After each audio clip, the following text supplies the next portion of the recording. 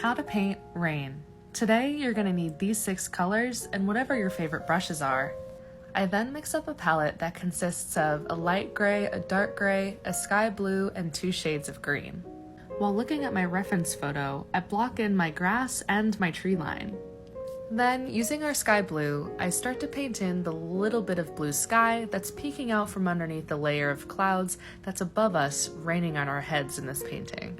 I mix my 2 grays together for the shadows of clouds that are further away and closer to the horizon line. Then I use my lightest gray to fill in the highlights of those same distant clouds. Using my darkest gray, I paint in the darker shadow shapes of the clouds right above our heads in this painting.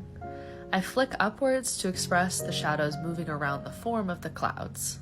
Afterwards, I fill in all the white spots left in the canvas with my lightest gray, which leads us to something like this. I then cover everything with a second layer of paint before moving on to painting in my puddles with my darkest gray. Using my smallest brush and the lightest gray, I go in and start expressing the little ripples that are created when a raindrop hits the water. These are kind of fun to paint, so I put in a lot of them and sometimes even added a little splash. For the puddles that are further away though, you don't need as many details.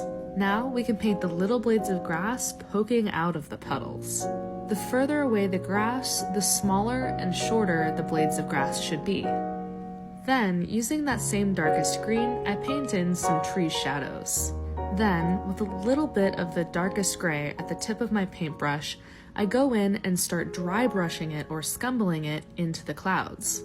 I think this is the best way to blend when you're using acrylic paint. Lastly, we're going to take our smallest brush and that mid-gray and start painting in evidence of raindrops. You do not need to paint every single raindrop that exists. Just hint at little moments here and there where the sunlight catches a raindrop falling down from the sky.